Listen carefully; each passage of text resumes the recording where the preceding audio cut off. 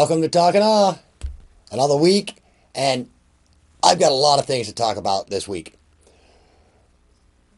The least important of all, well, to you, most important to me, I'll start with what I did this past weekend.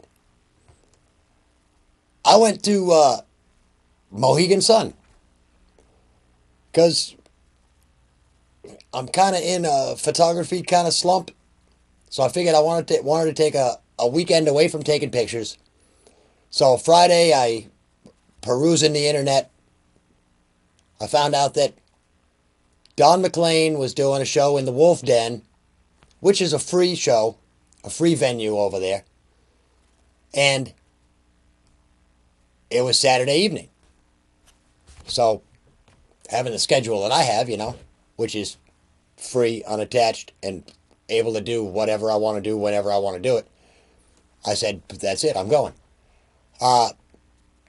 Went over, had a great time. Mohegan Sun is a casino. Your typical casino.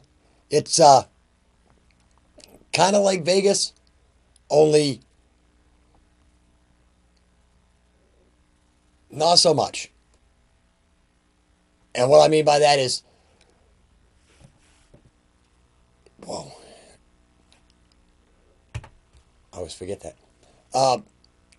What I mean by not as much is it's toned down. In Vegas, everything is over the top, and it just oozes sexy.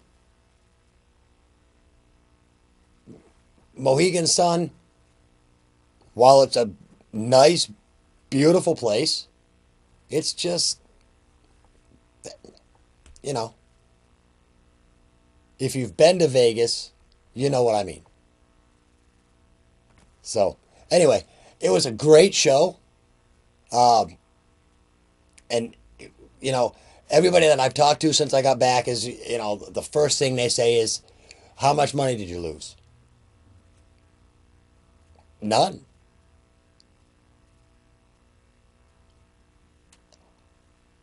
I'm not a gambler, so I don't lose money. I spent some money,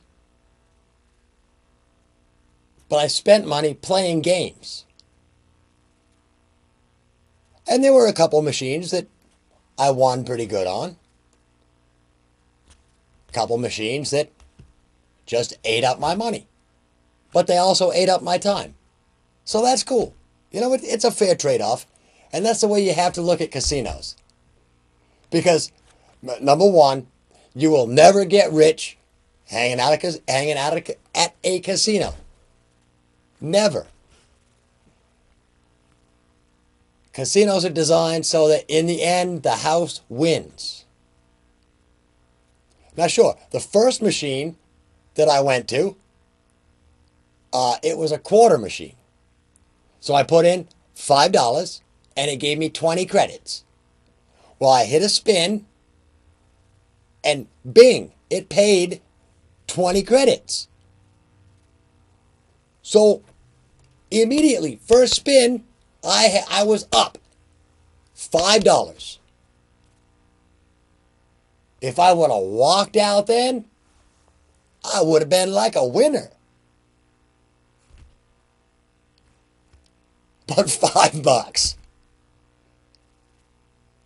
So I spend, I would go to one machine and I'd put a 5 in or a 10 in, and mostly playing quarter machines and nickel machines. And, I'd play for, until I got tired of playing, in which case I'd cash out if I still had some money left, or until, that $5 or $10 ran out. And then I'd get up and I'd wander around and watch people. It's a cool thing to do at a casino. It's just, you kick back somewhere, all nonchalant, and just watch people. And you see all kinds. Don McLean did a wonderful show. His voice is still as good as it used to be. He cracked a couple times during the real tricky parts of the song Vincent. I know a lot of you people out there got this puzzled look on your face. Vincent, Vincent, Vincent. Starry, Starry Night. The real title of that song is Vincent. Yeah. Um, anyway, he played that song. His voice cracked just a little bit in some of the really tougher, the higher parts of that. Um, and he did an extended, I know you're going to say extended version of American Pie. I know the regular song is already like 10 minutes long, and he actually added, because at the end he sang the chorus like twice at the end, and then they wrapped up with the big finish, and then he said, "You want to sing some more?" And he went back and started in like midway through the song again and finished the whole song. So it was like a 15, 16 minute rendition of the song. Fantastic. Yeah. And that's like a rock and roll anthem right there. It's almost a party anthem. So, a great time. And while I was there, I bought tickets to Trans-Siberian Orchestra, Beethoven's Last Night, which I've got the CD, and it's a fantastic. Trans-Siberian Orchestra concerts tell like stories. They're almost like a rock opera type thing. So I'm really looking forward to it. That is next Sunday night, or this coming Sunday night. I'm looking forward to that. I'll probably spend a little more on the slot machines. I was gonna play blackjack, but the only thing they had open was $15 blackjacks, and nope. $5 blackjack, sure, I'll play a few hands. $15 blackjack, no. I'm playing blackjack for $15 a hand. That's just crazy talk. So, nickel slots, quarter slots, waste some time, stroll around, look at some of the different shops they had. Kind of a nice place, some of the different displays. Because like Vegas, they've got, the whole theme stuff going. So there's art all over the place, and there's, big fake cliffs with waterfalls and fake wolves up on the cliffs, and it's a nice place. So that was my trip to Mohegan Sun. I was stoked. Plus, I mean, a nice dinner.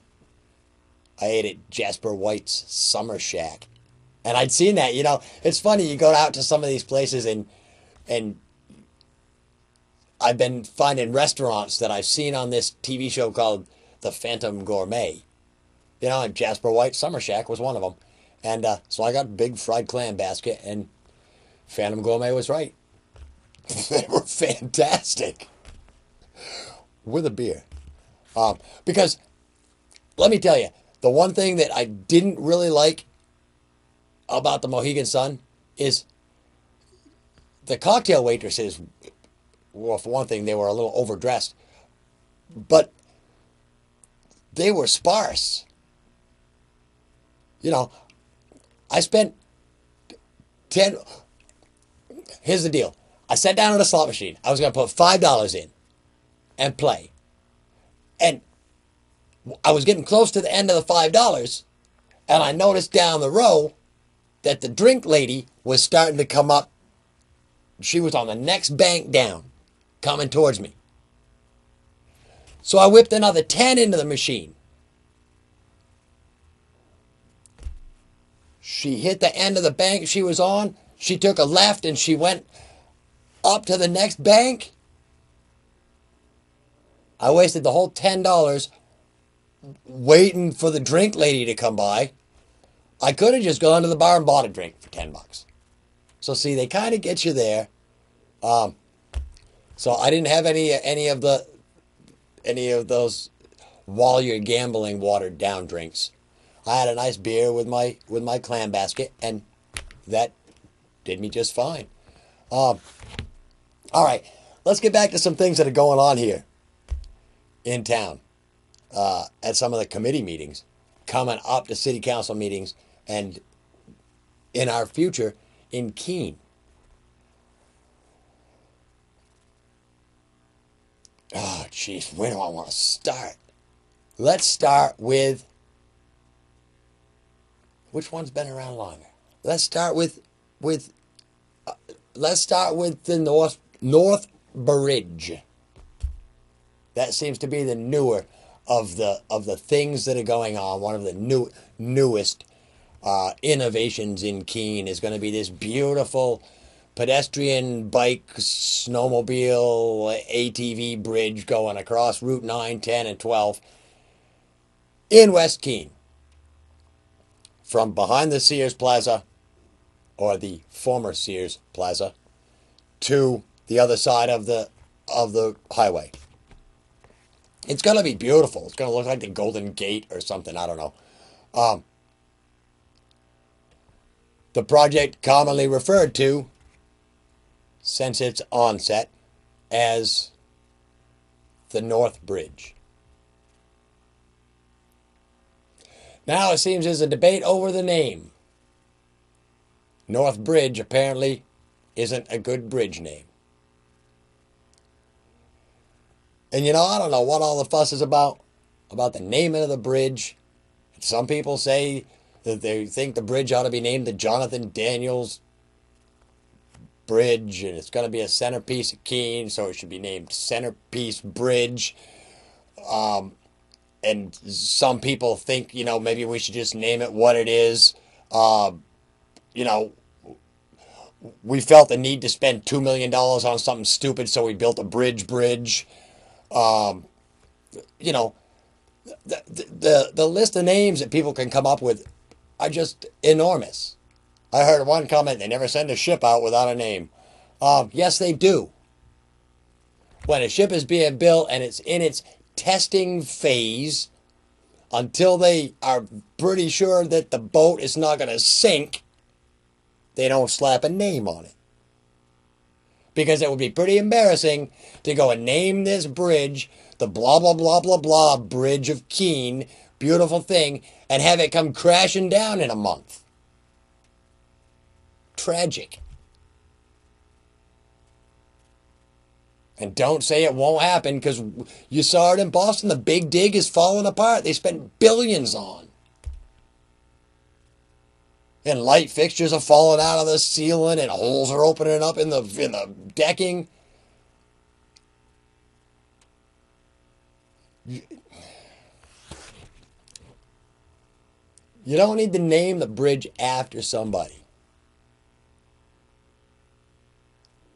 Name it the Pathways for Keene North Bridge. Perfect. After all, wasn't it Pathways for Keene that came up with the idea of putting the whole pathways in?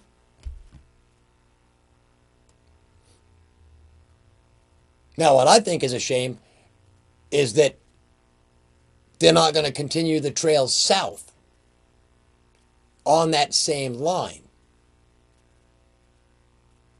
Now, if you picture where I'm talking about, the trail basically ends at Eastern Ave. Now, if you go south on the old rail bed, you go down behind all those houses down along Lower Marlborough Street, and it comes out on Route 101, where I think a bridge should be put there. And continue down that rail bed there. That goes all the way into Troy. Now, granted, some organizations along the way would have to step up because a lot of the rail bridges have been taken out. So simple bridges would have to be constructed through there. But if you're going to talk about this whole interconnecting, healthy traveling bike route, scenic stuff, think both directions. Up the other side of the tracks is beautiful from, the country club all the way up through Westmoreland into Walpole and Bellows Falls. It's all great up through there. So, all right. So the name of the bridge, who cares what they call it? It's a bridge. Let's just hope somebody doesn't crash into the bridge abutment and knock it down. Let's think positive. And I've heard My mother's harping on, Jonathan Daniels. Well, I should name it after Jonathan Daniels. He's got a school named after him. The school's not going anywhere. See, people have approached me and said this. What's happening with the school? You've got contacts now. Yes, I see Chris Coates a couple times a week. I see Mayor Kendall Lane twice a week. And yeah, I listen to stuff that's going on. And everybody wants to know from me. Has Chris said anything about the schools? It's blah, blah, blah, And I'm like, no. People just assume that because they had the two referendums, I think they were called referendums, on the school election thing about closing Jonathan Daniels and the grade span thing, that's set in concrete. Nothing's set in concrete yet. This whole closing Jonathan Daniels maybe that part is set in stone already, the closing of Jonathan Daniels. But the whole grade span thing, that's still in its infancy. They're still looking into all that. And nothing is going to be done with the schools for at least a year and a half to 2 years or more. You people know by now the wheels of this whole democracy, bureaucracy crap turns barely. It could be forever before stuff happens, or maybe nothing would ever happen. A year and a half down the road, we got other problems. We can't think about grade span different stuff because something else might crop up. Who knows? We may forget all about it,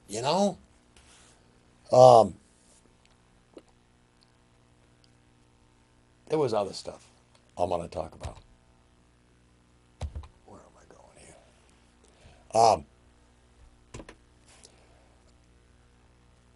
But the school thing, and people asking me what's going on. Don't ask me. I know as much as you know. And if by some chance I know something else just because of my proximity to conversations, I'm not saying nothing. It's my journalistic right.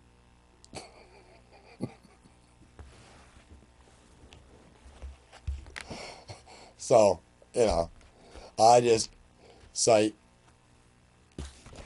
my journalistic, whatever amendment it is that says I don't have to say my sources for what I don't know. Anyway, let's talk about something I think I do know. This past week at MSFI, they had the conversation about the Ashwheelet Dam on West Street. Hold on, let me do this real quick.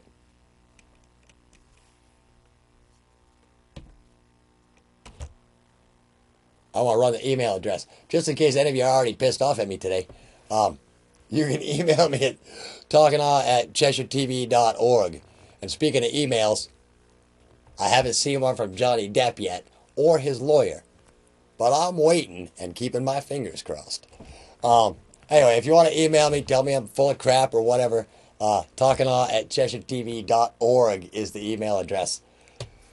That worked fantastic today. All right. Let's talk about the Ashwheelet Dam. Apparently, there's a few people that think that they would like to put a hydro plant. That means water power. They want to put a plant there and generate electricity from the flow of the river. Some people don't want it. Some people want it. Apparently, people are saying it's going to cost all kinds of money. And it's got me kind of baffled because how much does it cost to build a damn water wheel? Hook it up to a motor. 200 years ago. Well, maybe not 200 years ago, but a long time ago.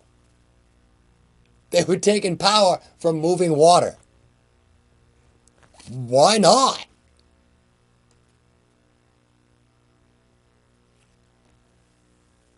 This is free energy.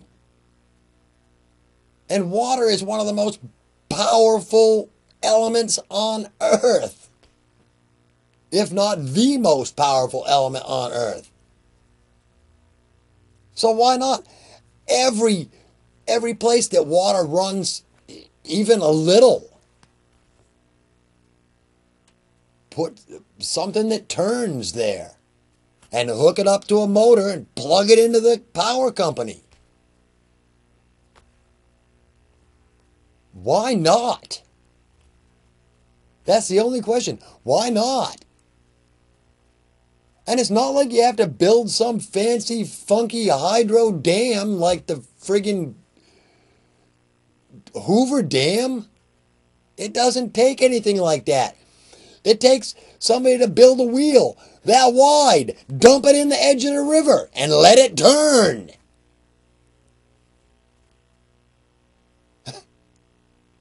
Easy. Keep the bearings oiled up so it turns nice and smooth, and depending on the gearing, even with barely trickling water, you can pump out huge voltage.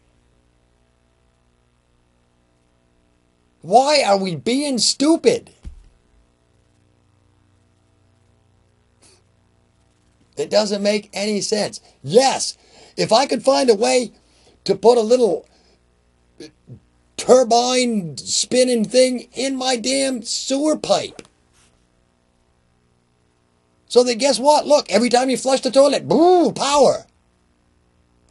Holy crap. Yeah, the water runs through the pipes. A little blades in there or whatever, you know. Just a little spinning thing and then it spins off into a generator. Anything, a brook, a river.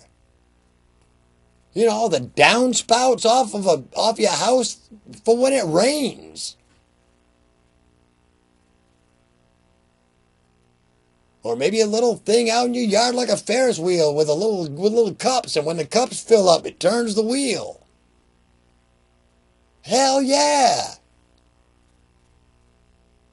Start thinking about power that once the initial investment is made, it's just small maintenance costs and tons of free power. Come on. It's the same argument with the wind stuff. You know, people go, oh, we don't want the wind stuff because, why? It's free. It's not free at first. But it's not like coal where you got to keep stoking the fires. You have to, you know, what do you have to do to get a windmill to turn? Put the switch that says, go ahead, free. And, you know, I imagine they got a switch that says, you know, lock the blades in place or spin. Put it on spin and once in a while go up and oil them and you know, do the required maintenance on them. That's the key, is people forget the required maintenance. And they go, oh, we can get away with not doing the required maintenance. But then all of a sudden, you know, the stuff is crap. Because somebody didn't do the required maintenance on them. But sure, every source of running water, put a damn wheel in there, some type of spinning blades, and harness that power. It's not going to affect the fish. Don't worry about it. Fish will adapt. They've adapted for hundreds of thousands of years living in water. You know. Or, well, we just build a little fish ladder. It's apparently, I don't know when it was, somebody taught fish how to climb ladders. Who knows? Put the power plants in the rivers, and it doesn't have to be, like I said, it doesn't have to be the Hoover Dam. A simple damn wooden water wheel would work, hooked up to a generator.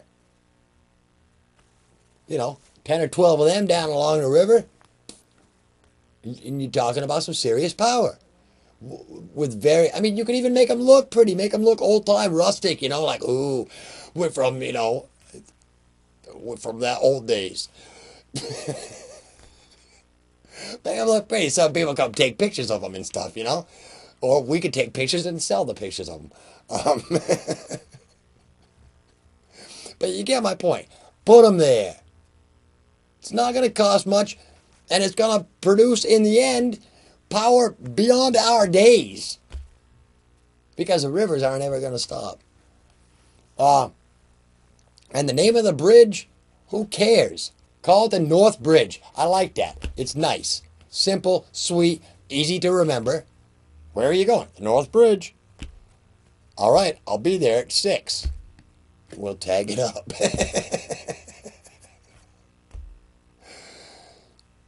The name doesn't matter. A bridge isn't like a ship. It doesn't need to be christened. So, because I don't think we should waste a bottle of champagne, smash it on a bridge. Open the bridge, let the mayor cut his little ribbon. Or maybe say, Mayor, you don't even have to cut the ribbon because, take a day off, you're busy. He'd appreciate that, I'm sure. All right, well, my time is about up today. Figure out where my... There we go, where my credits are. And until next week, it's Rick Blood. Peace.